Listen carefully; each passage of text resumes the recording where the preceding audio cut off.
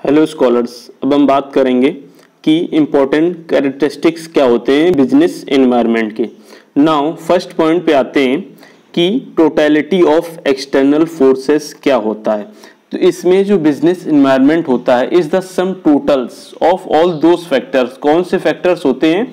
Which are available outside the business, यानी business के जो बाहर से ओवर विच द बिजनेस यहाँ पे कंट्रोल नहीं है, उनके जो बाहर के फैक्टर हैं, एक्सटर्नल फोर्सेस, एक्सटर्नल फैक्टर, और उनकी जो टोटलिटी यानी उनका जो सम है, उन फैक्टर्स को हम लोग बोलते हैं totality of external forces. Now इनमें क्या होता है? It is the group of many such forces होते हैं, इसीलिए हम लोग इसको नेचर ऑफ टोटलिटी भी बोलते हैं। नाउ सेकेंड पॉइंट पे आते हैं कि स्पेसिफिक एंड जनरल फोर्सेस। तो forces present outside the business can be divided into two parts में डिवाइड किया गया है, स्पेसिफिक एंड जर्नल। तो हम लोग बात करते हैं कि ये जो फोर्स होते हैं, दीज स्पेसिफिक फोर्सेस क्या होते हैं, ये हमें अफेक्ट करते हैं किसको? इंडस्ट्री को सेपरेटली। अगर हम लोग बात करते हैं इनके एग्जांपल्स की, तो कस्टमर्स होते हैं, सप्लायर्स होते हैं, कंपिटिटिव फर्म्स होते हैं, इन्वेस्टर्स होते हैं। तो ये हमारे क्या होते हैं? डायरेक्टली हम लोगों को इफेक्ट करते हैं किसमें? इंडस्ट्री में। नाउ सेकंड कॉन्सेप्ट में बात करते हैं कि जर्नल क्या होते हैं। तो जर्नल फोर्सेस जो होते हैं, ये फोर्स वो होते हैं जो इंडस्ट्री को इक्वली इफेक्ट करते हैं। इक्वली मींस वो डायरेक्टली कर रहे थे, सेपरेटली कर रहे थे, और ये इक्वली करते हैं। जैसे सोशल हो गया, पॉलिटिकल हो गया, लीगल हो गया, टेक्निकल सिचुएशंस हो गई, इस तरीके से।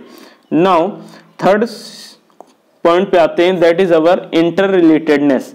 इंटर रिलेटेडनेस में क्या होता है? हमारे पास वेरियस एलिमेंट्स होते हैं बिजनेस एनवायरनमेंट को, जो एक दूसरे के क्लोजली अट्रैक्ट होते हैं, रिलेटेड होते हैं, को रिलेट होते हैं। जैसे कि हम लोग एग्जांपल्स लेते हैं कि there is a change in the import export policy with the coming of a new government, यानी हमारे पास अगर न्यू गवर्नमेंट आती है तो इनको जो इम्पोर्ट और एक्सपोर्ट की पॉलिसी होती है, जो टैक्स वगैरह होते हैं, किस तरीके से आना है, ले जाएगा, सामान, गुड्स और सर्विसेज को कैसे वर्कआउट करेंगे, किस तरीके से फाइंड आउट करेंगे, उसकी जो पॉलिसीज हैं उसको चेंज कर दिया जाता है। नाउ फोर्थ पॉइंट पे बात करेंगे हम लोग कि इस केस में जो डायनेमिक नेचर होता है, डायनेमिक नेचर क्या होता है? As is clear the environment is a mixture of many factors. हम लोग को पता है एनवायरनमेंट में काफी चीजों का मिक्सचर है। उसके बाद जो चेंजेस आते हैं इन अदर फैक्टर्स, उनको हम जो कंटिन्यूसली टेक्स प्लेस में लेते हैं, यानी जो चीजें हम कंटिन्यूटी में ले रहे हैं, दैट इज अवर डायनेमिक। और नेचर मीन्स नेचर, नेचर हम लोगों को पता है क्या होता है, वहां पर वेरियस फैक्टर्स होते हैं, हर चीजें इंक्लूड होती हैं। और डायनेमिक मीन्स जो चीजें कंटिन्यूटी में हमारे लिए, उसको हम लोग बोल सकते हैं डायनेमिक नेचर। और बिजनेस एनवायरनमेंट हमारे लिए ऑलरेडी क्या होता है? डायनेमिक होता है, क्योंकि ये कंटिन्यूसली चेंज चलता ही रहता है, चलता ही रहता है। नाउ नेक्स्ट कॉन्सेप्ट हमारे पास अनसर्टेनिटी। तो अनसर्टेनिटी में क्या होता है? जो भी बिजनेस एनवायरनमेंट है वो बहुत ही अनसर्टेन है, यानी अगर वन कैन नॉट प्रिडिक्ट कर पाता है कि हमें फ्यूचर में किस तरीके से अपनी इंडस्ट्री को आगे बढ़ाना है। मान लीजिए वो इंडस्ट्री हमारे पास फैशन इंडस्ट्री हो, या फिल्म इंडस्ट्री हो, या फिर इंफॉर्मेशन की कोई टेक्नोलॉजी हो। ऐसी अनसर्टेनिटी में आप अपने बिजनेस को कैसे ग्रो करेंगे, अपनी ग्रोथ के लिए कौन कौन से इंपॉर्टेंट फीचर्स को यूज करेंगे, कौन कौन सी इंपॉर्टेंट टेक्नोलॉजीज को यूज करेंगे, और इन सब चीजों को ध्यान में रखते हुए आप किस तरीके से बिजनेस एनवायरनमेंट में वर्क करेंगे, ताकि आपकी जो चीजें हैं, जो क्विकली चेंज हो रहा है, उस पर आपके बिजनेस पर कोई भी इम्पैक्ट ना आए।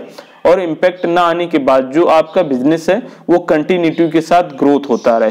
तो इस तरीके से हमें क्या होता है कि ये डायनेमिक नेचर में फॉलो होते हुए हमारे पास काफी चीजें चैलेंजिंग हो जाती हैं, और हम उन सभी चीजों को, अनसर्टेनिटी को हैंडल करना होता है। तो यही हमारा मेन कॉन्सेप्ट होता है अनसर्टेनिटी का।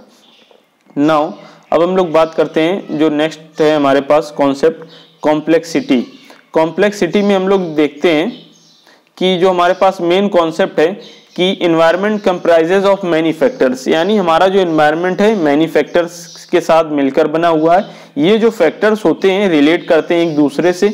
इंडिविजुअल फैक्टर हमारा इफेक्ट करता है बिजनेस में, कभी नहीं भी करता है। तो इन सब चीज़ों को हमें ध्यान में रखते हुए, हमें इन सब सिचुएशंस को फेस करते हुए हमें डिफरेंट डिफरेंट चीज़ों को फॉलो करना होता है, और डिफरेंट डिफरेंट सिचुएशंस को फॉलो करना होता है। इफ़ वी आर मैनेजर्स, तो हमें पता है कि कुछ चीज़ें सोशल हैं, कुछ इकोनॉमिक हैं, कुछ टेक्निकल हैं, जो हमारे बिजनेस इंटरप्राइज को और बिजनेस फैक्टर को चेंज करती हैं और उसको मैनेज करने के हिसाब से कुछ कॉम्प्लेक्सिटी आती। तो अगर हम लोग मैनेजर्स हैं तो हम लोगों को सिंप्लीफाई और कॉम्प्लेक्सिटी से as much as possible all the time हमें सिचुएशंस के हिसाब से निपटना होगा। और जैसे हम एग्जांपल्स लेते हैं, यहाँ पर एक एग्जांपल कि अगर कोई भी चेंज होता है डिमांड में किसी भी प्रोडक्ट का, तो हमारे लिए बहुत ही डिफिकल्ट होता है कि हम उसको किस तरीके से इन्फ्लुएंस करेंगे, सोशल में, पॉलिटिकल में, टेक्नोलॉजिकल में, इकोनॉमिक में, लीगल फोर्सेस में एंड मैनी मोर। ऐसे इस तरीके से जो चेंजेस होते हैं हमें उनको फाइंड आउट करना होता है। नाउ हमारे पास जो नेक्स्ट लास्ट कॉन्सेप्ट है दैट इज अवर रिलेटिविटी। तो रिलेटिविटी क्या होता है? बिजनेस एनवायरनमेंट जो रिलेटेड होता है लोकल कंडीशन से, लोकल सिचुएशन से, लोकल प्लेसेस से जहां पर हमारा बिजनेस एनवायरनमेंट रन कर रहा है। तो हम उन सिचुएशंस को, उन रीजन्स को, उन प्लेसेस को कैसे कैसे डिफरेंट कंट्रीज के हिसाब से, डिफरेंट प्लेसेस के हिसाब से, कुछ इवन प्लेस होती हैं, कुछ ऑड प्लेस होती हैं, हमें उनको कैसे मैनेज करना है।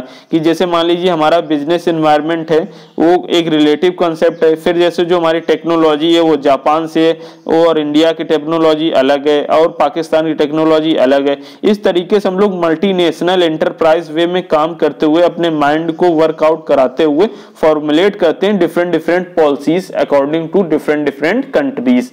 तो उस तरीके से हमने इन सभी चीजों को फॉलो करना होता है। टोटल हमने 7 कॉन्सेप्ट पढ़े, ये हमारे main important characteristics of business environment होते हैं। तो आज हमने इस कॉन्सेप्ट को क्लियर किया। इस तरीके से आप हमारे वीडियो में बने रहिए और अगर आपने अभी तक हमारा चैनल सब्सक्राइब नहीं किया है तो प्लीज चैनल को जल्दी से सब्सक्राइब करें। Thank you very much.